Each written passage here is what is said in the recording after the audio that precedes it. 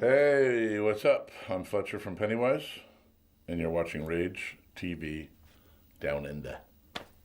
I'm Fletcher from Pennywise. This is my friend Captain Unsensible. Good one. Yeah, it's decent. What are we playing? We must be playing The Damned next. Right. Smash It Up.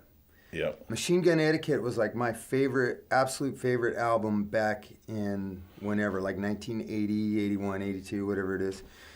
They were awesome. The Damned were just one of the best bands. And that album, Machine Gun Etiquette, is one of the top three ever. And Smash It Up is on, I don't know, side B, I think, the end of side B. One of those. Anyways, did they influence your bass playing? Yeah, well, so on that album is Algie Ward. And Algie Ward was the bass player for the Saints. And then he went to The Damned when they lost they had a lineup change. And Algie Ward was the bass player. And then he went to Tank. And then Paul Gray, who's one of my absolute favorite bass players, started playing in The Damned. And they're just a huge influence. Huge influence on me, but on all of punk rock completely. And they don't get the credit they deserve because they're an amazing band. We're Pennywise, obviously, for those who don't know that are watching right now. And Randy got a call. He used to have long hair, and maybe he was better looking than he is right now. Super good looking. Which isn't saying much, but and they're like, hey, and they'd heard like, oh, there's this cool bass player guy, he's got long hair, he looks like a mechanic or some shit. He wore like Dickies all the time, and what do they want you to do, Randy? Well, that's one version of the story. Yeah. Okay. Well, you they were doing. It was when they were. It was like 1990 or 91, and they were doing a video for "I Touch Myself," and they actually called. I was playing in a band with Hunt Sales from Tin Machine and Soupy Sales' son, and Hunt gave them my number. So I went and met them. I learned all the songs. We jammed. Wait, hold up. What? So you went and met them, like. Yeah. They wanted you to play bass in their video. They needed a guy in the video. Right. So you went. Did Chrissy look at you? Chrissy, is that her name, right? Yeah, they were at the Marmont Hotel or whatever, the Chateau Marmont. Chateau Marmont. Went there and I met Mark and Chrissy. Were you nervous? Yeah, I guess. But you were kind of like on display for her to check out. I had the look back then. Yeah, so what were you wearing when you went to the meeting? I remember. That's why I asked you. I had my tight black pants that I used to wear all the time. Gross. Hey, this was like, There's no excuse for it, but go ahead. I had a great figure. And then my blue button-up kind of flannel thing, but it was plain. Anyways, so I went and met them and talked to them, and they liked me because I'm very likable. And they wanted super good looking, right. And they wanted me in the video. So I did the video. We went down to wherever it was, and I ate craft services for the day. And they dressed me up and put me in the video and had me dance around. And so I was in the video for I Touch This is Myself. Before he was in Pennywise. Keep that in mind. Yeah, this is like because we didn't know about it when we got him in Pennywise. Yeah, you did know about it, but I used to do a lot of stuff. I've been playing music for a long time. So I was in the video. Then they liked me so much, they said, hey, will you come down and jam with us? We're going to do a tour in Australia. Would you like to do it? So there's more to the story. But anyways, I did the video. It? No, I didn't do it. Did you hook up with her? No. Don't lie. I was afraid of her. Like, she was a lot of woman, yeah, and I was still kind of, Really? Your naive, confidence was lacking? What did you wear? I was not ready for her. What did you wear in the actual video? Well, they dressed me up. We kind of had a revolt in the video, the drummer too, because they wanted us to wear sweaters, and they did our hair weird, like I would never do, like they parted it really flat on the side, and they wanted us to wear sweaters and tuck them in, and I said, I don't tuck in sweaters. I don't even wear them. But I'll go ahead and wear my paisley vest. With no shirt underneath it. Yeah, that's like when you. Yeah, that's a good look. That's a way you could just show off your physique. Paisley vest I had with a no great shirt. Well, I was very good looking disgusting. back then. I still play that video for my friends and pause it on. I'm Randy. in the video for like in the end, the end of the story is I'm in the video for like 2 seconds. Yeah. Towards the very end. But everyone, it legitimized me. My parents thought I was like a successful musician, after they worried about me for years. Were you humiliated when you had to show your friends and it was literally like, and that was the only. No, everyone. It wasn't even 2 seconds is an exaggeration. It was like half a second. But you had to watch it on TV, and you couldn't like rewind it and look for it. So everyone just believed I was like in the. Even though they never saw you. They didn't know. Like, I still have trouble finding you in it. Okay, well, yeah, but I'm in the next one. In the next video, Make Out All Right, that starts, I think they made up for it. When I Touch Myself, the Divinyls featuring Randy Bradbury on Paisley Vest. For 2 seconds. True story. The thing I like about Cypress Hill is that they had like guitar and stuff, other things than just your repetitive type of rhymey rap crap. So Rhymey rap crap. Well, I think the rhymey rap crap is rhymey rap crap. Fletcher likes a lot of different stuff. But anyway, Cypress Hill's not that. That's why I appreciate them. They're good people. Be Real and Sen are like awesome humans. And this song is really cool. Like I don't know. It's got that heavy, I forget who played guitar on this, but it was like somebody I think that was famous. Oh, yeah. But yeah, it's heavy. It's got like a lot of cool elements that a lot of people weren't doing at that time, and yeah, they're just rad. And every time we recently played a bunch of shows with them, with Metallica, Cypress Hill, all that, on those festivals, and just rad dudes. And this song always just rocks the house. People lose their minds. So, little Cypress shout out. Boom. What's up? I'm Fletcher. I'm Randy. We are Pennywise. And you're watching Rage TV. You stop talking. Hey. I'm Fletcher from Pennywise, that's Randy. And we are taking over Rage, violent takeover of Rage television tonight. This evening. She said this evening. That's what tonight Get means. it right, Fletcher. That's what tonight means. This evening. Yeah, get some popcorn and some meth and some beer, whatever flavor you like, and relax and watch some videos with us. All right, here we are. We're starting this evening off with the first song. It's going to be AC/DC's Incomparable. Is that a good way to describe it? Does that mean really good? I don't know what you're trying to say. I don't know. Does incomparable mean good? Incomparable? You just made that word up. I thought it's a word. Google that shit, somebody. Uncomparable. Like the best. Is that what you're trying to say? Yeah, like the very best song? Incomparable. Darren, will you Google that real quick? TNT. And the reason we're going to play it is why? It's because we play it. Fletcher sings it, does a version live. We like to play that sometimes on stage a little bit just to get a little taste because AC/DC is one of the greatest. It's one of the greatest songs. And also, Fletcher sees himself as like TNT, like he's going to explode. That's right, yeah. So that's why. Is it all right if I hit Randy during this film? See? He doesn't only look like a bully. He actually is. You see that? Oh, that reminds me of the time you broke my guitar. Yeah. So what a nice there's guy. one for me to break on you. Hey, this one's live though, right? This AC/DC live, yeah. So we do play it sometimes. It's pretty hideous because I'm singing, but we have fun. And AC/DC probably influenced Pennywise in a lot of ways before we were Pennywise. Wouldn't you say, Randy? I would say they influenced a lot of people that influenced us, definitely. This song is good. TNT, AC/DC.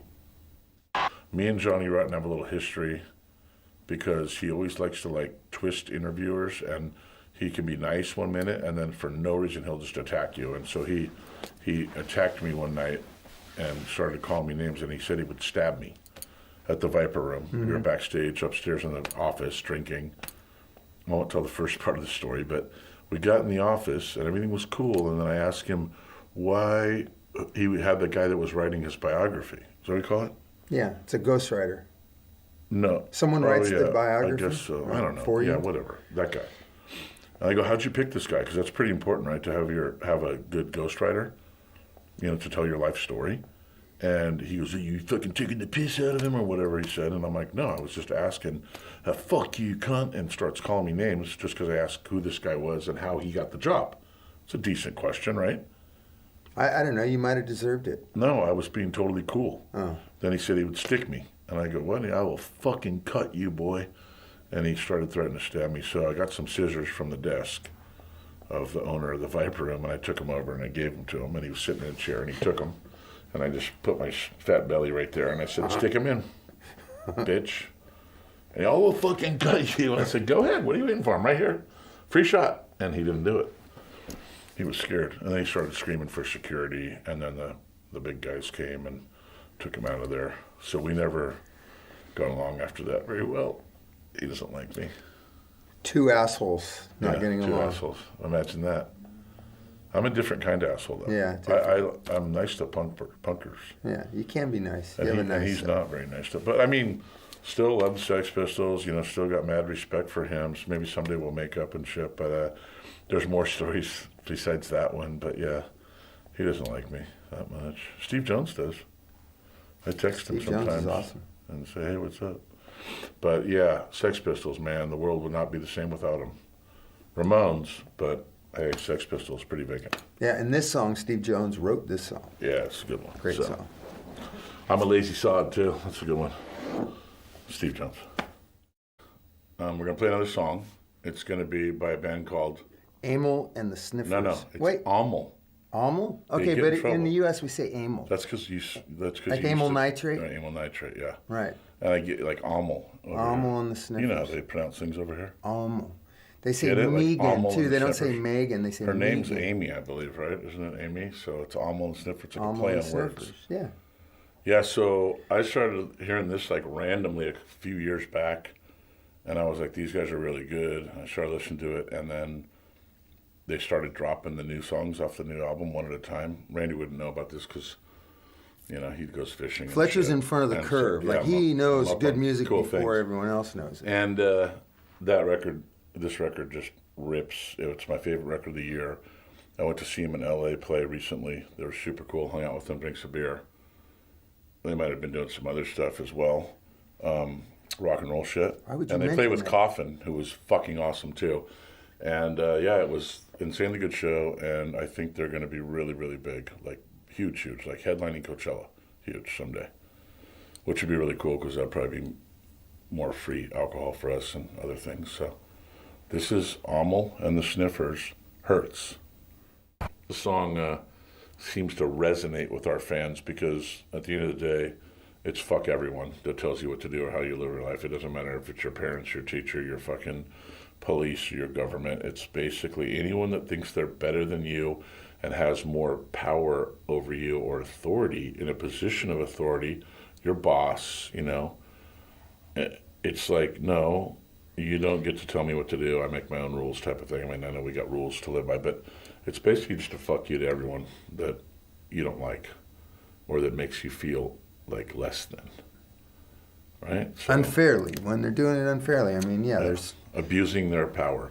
And that's really easy to tap into an audience because there's a lot of people out there that are getting abused by a more powerful entity out there. And when it's time to come to a Pennywise show and you get to think about that asshole that's running your shit and you get to cut loose in the mosh pit and scream, you know, fuck authority, it's very cathartic. And you like that use of that word, Randy? Yeah, cathartic, very good. And then, yeah, it's always fun. And then we feed off that energy. And I think about things I don't like right then and I get into it, and it's fun. So, yeah, fuck authority for those that care to partake.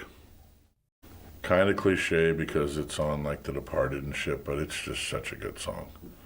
They got so many songs. They got so many good sing-alongs. Like, it's coolest dudes, good people, always having your back. Always having our backs all these years. So, really, we've played shows with them, but it's going to be really cool to actually do a full tour and be able to hang out with them and do our thing. So, Dropkick Murphys, shipping out to Boston. And best wishes to Al and his mom. So, our first video was called Dying to Know, and Darren Doan, the director, said, I just directed this band called Rage Against the Machine, this video for Killing in the Name Of. We just did this little warehouse shoot, and you got to check it out, man. This song is so fucking good. And I was like, yeah, whatever. And, you know, I didn't really think much about it. And the record hadn't come out yet. And I remember driving down the street in an 89 Nissan Maxima station wagon. And this was like 90, what was it, 91 or 2 or something like that? I don't know, 2, 93, whenever that record came out.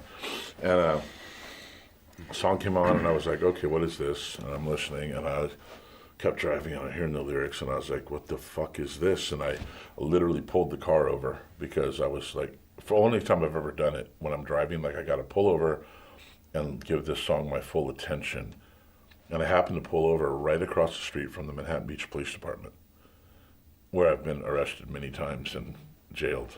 And Randy still got his phone on, Darren. No, it's not on. I heard it vibrating, dummy. It vibrated. And so then it's like the song kept going, and by the end of it, you know, it's like, fuck you, I won't do what you tell me. Obviously, it was bleeped because it was on K-Rock, but I was in the car just fucking screaming, bobbing my head out of my fucking mind. And like the cops were right there, and I was like, fuck you. And I was feeling the whole thing. It sounds pretty weird. No, I get it. Yeah, you I like didn't like the cops. anti-authority. Yeah, and I was stuff. like, it was kind of like a body count moment, you know? Yeah, but it was Rage Against the Machine, Killing in the Name of. I'll never forget that. It was fucking insane. And still to this day, like I listen to that song like 5 times a week, full blast. And I mean full blast.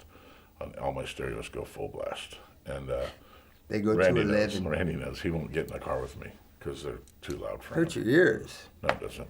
It's so music. loud you can't hear it. It's so good. It's loud like it should be when you go to a concert. These guys are all like, "Oh, you fucking turn it down. I'm old. I'm fucking old." Well, earplugs on stage. living in reality. Earplugs on See stage. the beard? Yeah, earplugs on stage. So yeah, there's such a man. That band is like the epitome of emotion and passion. When you see them, the words give you no room for anything other than just fucking losing your mind. It's fucking insane. Tom Morello, the rhythm section, just totally unstoppable. And they're back with a vengeance. So they'll be coming here eventually, pretty soon. So check it out. Rage Against the Machine, Killing in the Name of, one of 100 great songs that they have. Yeah, I guess we're going to play a video that we are in. Pennywise video is what you call that, right? Yeah. You're not in this video. You No. weren't in the band yet, thank God. Actually, I played on the album. You did play on this Hello. album. Wow. Well, you weren't. Oh yeah, you were in the band, I guess you could say. I was in the band for like a year there, in the Okay. middle of all that. Yeah, thanks for doing that. That was awesome. I was happy to We do it. did this song, and like we focused it on the video on gun control or gun violence, right? And God, how long was it ago? 30 years ago or something like that? It was 92 or 91. 25 years ago or some shit? No, you got to What? do the math. Okay. It would have been 31 or 32 years ago. No, because we started 32 years ago. No, so 90, 2000, 2010, Whatever. 2022. It's just math. Cool. You don't worry about it. So- I'll do the math. Anyways, it was like 29 years ago. Nah. Good math. But we sprinkled in like statistics of handgun deaths in this video. It was like, you know, I don't know, say Japan. There were 11 handgun deaths, like blah, blah, blah, 11 and it would pop up on the screen. I think Australia had like 22 or something, right? Or 15, or I don't remember the number. It had all these different countries, and then at the very end of the video, it said like America had 22,000 handgun deaths last year. And it was like, the highest one was like 100, and then it jumped to like 22,000 in America. So the point was how, you know, our city of Los Angeles was deteriorating. We made the video at a friend's house, which is pretty cool. Like, if you look at it, we spray painted, like we made it like kind of a gang house. We spray painted the front of the fucking house, like in a nice neighborhood. Had a bunch of guys over there that were pretty undesirable, thug, convict types, initiating a guy in the gang. It was all like real people, like our real friends. Maybe some other stuff happened. But yeah, it was pretty cool. Who did that video? Darren Dunn do that video? I don't know, because I didn't have anything to do with the video. I did show up when there was the live performance. Yeah, part. I think Darren Dunn did that video too. And we had a live show, and it was crazy. Like, people were just losing their minds. Like, we really played a gig in this little warehouse, and yeah, it was pretty fun. And we made the video, and we thought it had a pretty good message, and here it is. And the city's a lot better now because Homesick. of that song. Yeah, there's nobody dying from handgun deaths in Los Angeles anymore because we spoke up. Sarcasm. All right, next up, and we're Pennywise, and we've taken over Rage for the evening, and we're going to play a song off of Metallica's absolutely very best album called Death the Black Magnetic. album. The Black album? Death Magnetic is the very best Metallica album. Kill 'em all? And I hope that everyone gets mad about that. And this song Oh, is called Injustice for All. A Day That Never Comes. Kill 'Em All was the best album, but it doesn't really sound that good. That's interesting. So Death Magnetic is the best Metallica album, and if for no other reason, it's because it's going to make people mad, and that's important. They're pretty much all the best albums. They're good, and they're good live. We played a bunch of shows with them recently and last year, and they just fucking blow the doors off of everyone. Like the fact that they play how they play still, and they have that many good songs, and obviously the best crew, the best sound, the best everything. Metallica, yeah, that's some good shit. Good pick. Right? Thank you for that. All right, enjoy. We're going to play a Foo Fighters song that's not really a Foo Fighters song. It is It's the Bee Gees song. But they call it the DGs. Yeah, it's the Dave Grohl's. Dave Grohl, The the DGs. Yeah, Dave Grohl's, right. Exactly. I didn't really want to play this one, but Randy was super into it. And Darren this song. over there likes men with high voices. Yeah, Darren likes it.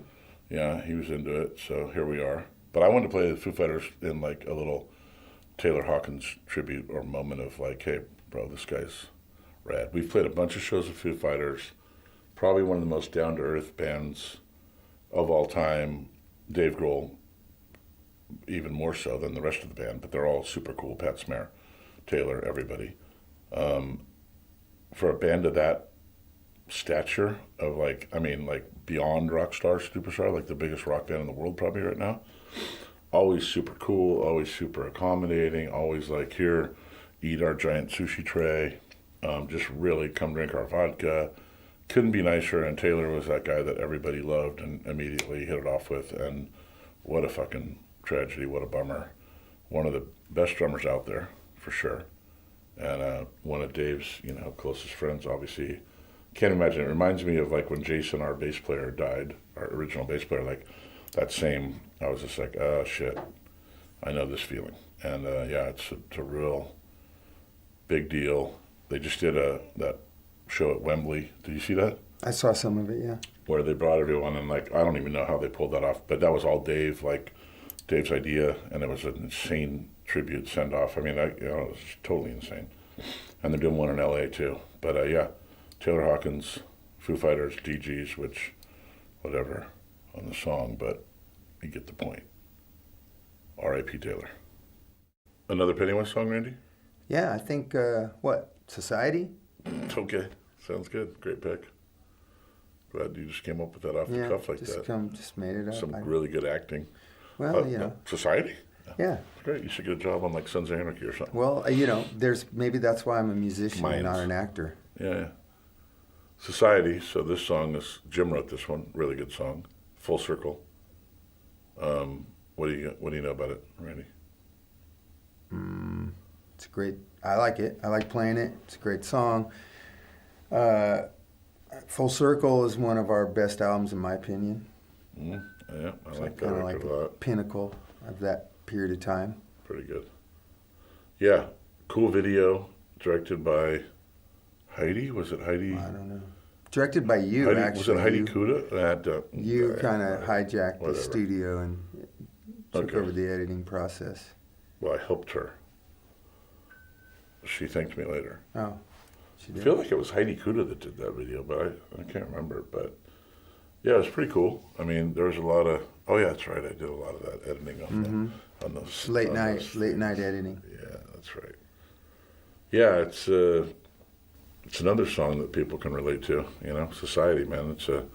It's a crazy world we live in, and I think that song gets to people as well, and the video turned out pretty cool and had a pretty good message about how fucked up the world can be and how twisted people can get over dumb shit like religion. Am I allowed to say that? Yeah, everyone bags on religion now. That's okay. Safe zone. Safe zone. So whatever, this song, it's cool. I like it. Video. Society.